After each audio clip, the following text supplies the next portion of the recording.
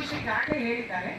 ನಮ್ಮ ಈ ಸಮಾರಂಭದ ಮುಖ್ಯ ಅಂಗವಾಗಿರ್ತಕ್ಕಂಥ ಒಂದು ಕನ್ಸಿಡರೇಷನ್ ಅಂತ ಹೇಳಿದ್ರೆ, ಪುರುಷರು ಕೂಡ ಈ ಒಂದು ಸಂವಾದದಲ್ಲಿ ಭಾಗವಹಿಸ್ತಾ ಇರ್ತಕ್ಕಂಥದ್ದು ಅಂತ. ಏಕೆಂದ್ರೆ ಹಿಂದೆ ಮಾಡ್ತಿದ್ದಾಗ ನಾವು ಬರೀ ಹೆಣ್ಮಕ್ಳೇ ಇರ್ತಾ ಇದ್ವಿ, ಹೆಣ್ಮಕ್ಳು ಮಾತ್ರ ಚರ್ಚೆ ಮಾಡ್ತಾ ಇದ್ವಿ. ನಮಗೆ ಎಷ್ಟೋ ಸತಿ ಅದು ಪರಿಪೂರ್ಣ ಆಗ್ತಿಲ್ವೇನೋ ಅಂತ ಅನಿಸ್ತು.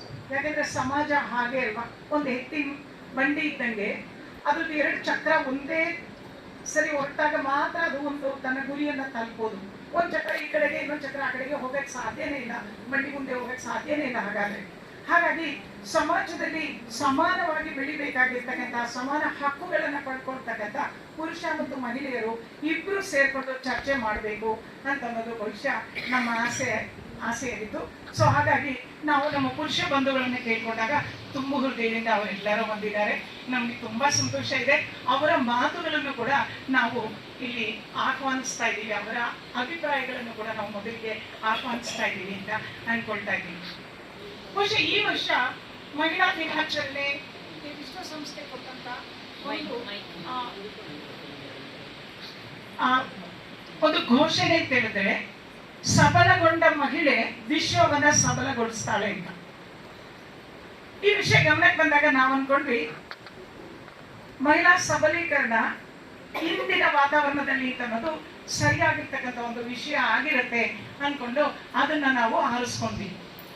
ಯಾಕಂದ್ರೆ ಸಬಲೀಕರಣ ಆಗಿದೆ ಅಂತ ತಾನೇ ಅರ್ಥ. ಸಬಲೀಕರಣಗೊಂಡ ಸಬಲ ಮಹಿಳೆ ವಿಶ್ವವನ್ನ ಸಬಲಗೊಳಿಸ್ತಾಳೆ ಅಂತ ಅನ್ನುವಾಗ, ಈಗ ನಾವು ಚರ್ಚೆ ವಿಷಯ ಎಲ್ಲಿಗೆ ಬರುತ್ತೆ ಅಂದ್ರೆ, ಸಬಲೀಕರಣಗೊಂಡಂತ ಮಹಿಳೆ ಯಾರು, ಸಬಲ ಮಹಿಳೆ ಯಾರು, ಶಿಕ್ಷಣ ಪಡ್ಕೊಂಡವಳ, ಉದ್ಯೋಗ ಪಡ್ಕೊಂಡವಳ, ಆರ್ಥಿಕವಾಗಿ ಸ್ವಾತಂತ್ರ್ಯ ಪಡ್ಕೊಂಡವಳ, ಇವರು ಯಾರನ್ನ ಸಬಲ ಮಹಿಳೆ ಅಂತ ಹೇಳೋಣ? ಇವ್ರಿಗೆಲ್ಲ ಸಂಪೂರ್ಣ ಸ್ವಾತಂತ್ರ್ಯ ಸಿಕ್ಕಿದ್ಯಾ, ಸ್ವಾಯತ್ತತೆ ಇದೆಯಾ ಅನ್ನುವಂಥದ್ದು ಬಹುಶಃ ಚರ್ಚೆ ಮೊದಲನೇ ವಿಷಯ ಆಗುತ್ತೆ ಅಂತ ಅನ್ಸುತ್ತೆ.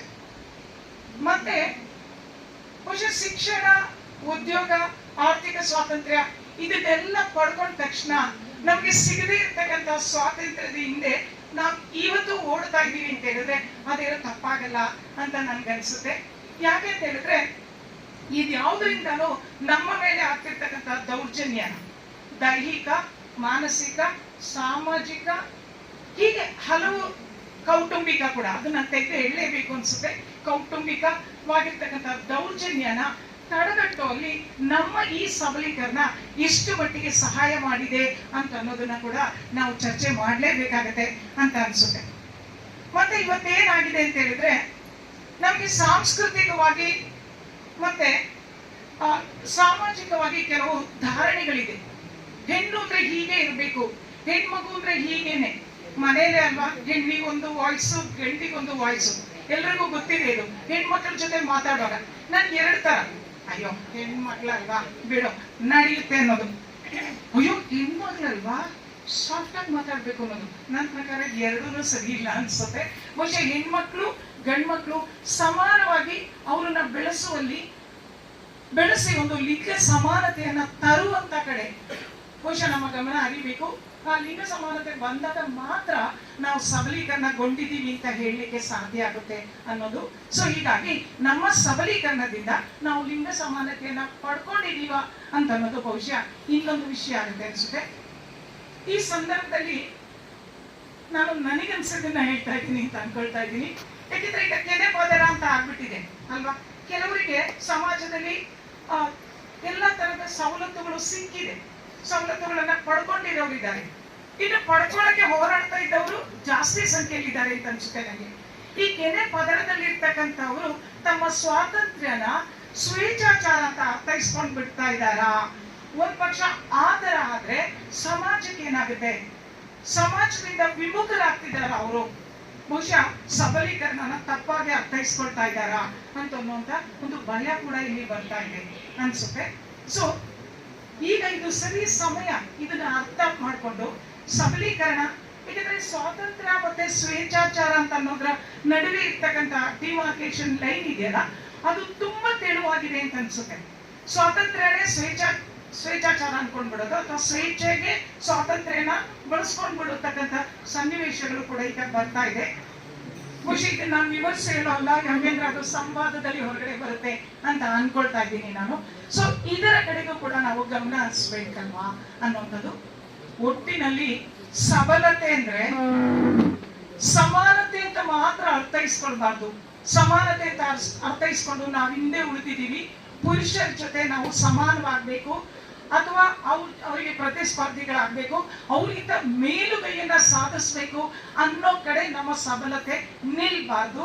ಅದ್ರ ಬದಲಾಗಿ ಒಂದು ಸ್ವತಂತ್ರವಾಗಿರ್ತಕ್ಕಂಥ, ಆರೋಗ್ಯಪೂರ್ಣವಾಗಿರ್ತಕ್ಕಂಥ, ಮುಂಚೂಣಿಗೆ ಹೋಗ್ಬೋದಾಗಿರ್ತಕ್ಕಂಥ ಒಂದು ಸಮಾಜವನ್ನ ಸೃಷ್ಟಿ ಮಾಡುವಂತಹ ಸಬಲೀಕರಣ ಬೇಕು ನಮ್ಗೆ ಅಂತ ಅನ್ನೋದು ಬಹುಶಃ ನಮ್ಮ ವಾದ. ಅದ್ರ ಜೊತೆಗೆ ಇದು ನಡಿಬೇಕಾದ್ರೆ ನಾನು ಆಗ್ಲೇ ಹೇಳಿದೆ, ನಾವು ಎಲ್ಲರೂ ಕೈಗೂಡಿಸಿದಾಗ, ಎಲ್ಲರೂ ಅಂದಾಗ ನಾನು ನಮ್ಮ ಅಣ್ಣ ತಮ್ಮಂದಿರನ್ನು ಕೂಡ ದೃಷ್ಟಿಯಲ್ಲಿ ಇಟ್ಕೊಳ್ತಾ ಇದ್ದೀನಿ. ನಾನಿಲ್ಲಿ ಪುರುಷರು ಅಂತ ಹೇಳ್ತಾ ಇಲ್ಲ, ಅವ್ರನ್ನ ಆ ಥರ ಬೇರೆ ಮಾಡ್ತಾ ಇಲ್ಲ. ನಮ್ಮ ಅಣ್ಣ ತಮ್ಮಂದಿರಿದಾರಲ್ಲ, ಅವರು ಕೂಡ ನಮ್ಮ ಜೊತೆಗೆ ಸೇರ್ಬೇಕು. ನಾವು ಸಬಲೀಕರಣಗೊಳ್ಬೇಕು. ನಾವು ಸಬಲೀಕರಣಗೊಂಡ್ರೇನೆ ಸಮಾಜ ಸರಿಯಾಗಿ ನಡೆಯೋದು ಅನ್ನೋದನ್ನ ಅವ್ರು ಅರ್ಥೈಸ್ಕೊಳ್ಬೇಕು. ಆಗ್ಲೇ ಮೇಡಮ್ ಹೇಳ್ದಂಗೆ ಇದು ಕುಟುಂಬದಲ್ಲಿ ನಡಿಬೇಕು. ಕುಟುಂಬದಲ್ಲಿ ಸಬಲೀಕರಣಗೊಂಡ ಮಹಿಳೆ ಇರಬೇಕು. ಅವಳು ವಿಶ್ವಕ್ಕೆ ತನ್ನ ಕೊಡುಗೆಯನ್ನ ಕೊಡಬೇಕು ಅನ್ನುವಂತ ಮನೋಭಾವ ಬೆಳಿಬೇಕು. ಈ ನಿಟ್ಟಿನಲ್ಲಿ ನಮ್ಮ ಚರ್ಚೆ ಇರ್ಲಿ ಅಂತ ಆವತ್ತು ನಾವು ಮಾತಾಡ್ಕೊಂಡ್ವಿ. ಬಹುಶಃ ಅದನ್ನ ನಿಮ್ಮ ಮುಂದೆ ಇಡುವಂತ ಒಂದು ಸುವರ್ಣ ಅವಕಾಶ ನನಗೆ ಸಿಕ್ತು. ನಾನು ಅನ್ಕೊಂಡಿದ್ದೀನಿ ಅದನ್ನು ಸಮಗ್ರವಾಗಿ ನಿಮ್ಮ ಮುಂದೆ ಇಟ್ಟಿದ್ದೀನಿ ಅಂತ. ಎಲ್ಲರೂ ಭಾಗವಹಿಸ್ಬೇಕು. ಹೆಚ್ಚು ವಾಯ್ಸ್ ನಮ್ಗೆ ಬರ್ಬೇಕು ಅನ್ಸುತ್ತೆ. ನಮಗಂತೂ ಸಂತೋಷ ಆಗಿದೆ. ಪ್ರಾರಂಭದಲ್ಲಿ ಅಯ್ಯೋ ಯಾರು ಬರಲ್ಲ, ಇವತ್ತು ಹಾಗಿದೆ ಹೀಗಿದೆ ಅಂತ ನಾವೇ ಕಾರಣಗಳನ್ನ ಹುಡ್ಕೊಂಡಿದ್ವಿ, 4 ದಿನ ರಜಾ ಹಂಗೆ ಅಂತ. ಆದ್ರೆ ಸಭಾಂಗಣ ಅಂತೂ ತುಂಬಿದೆ, ಸಂತೋಷ ಆಗಿದೆ. ಹೆಚ್ಚು ಜನರು ಬಂದಿದ್ದೀರ, ಮಾತಾಡ್ಕೊಳ್ಳೋಣ. ನಮ್ಮ ಅಣ್ಣ ತಮ್ಮಂದಿರು ಕೂಡ ತಮ್ಮ ಅಭಿಪ್ರಾಯನ ತಿಳಿಸೋದ್ರ ಮುಖಾಂತರ ನಮ್ಮ ಜೊತೆ ಕೈ ಜೋಡಿಸ್ತಾರೆ ಅಂತ ನಂಬ್ತಾ ನಮ್ಗೆ ಇಷ್ಟ ಅವಕಾಶ ಕೊಟ್ಟಂತ ಎಲ್ಲರಿಗೂ ಧನ್ಯವಾದ.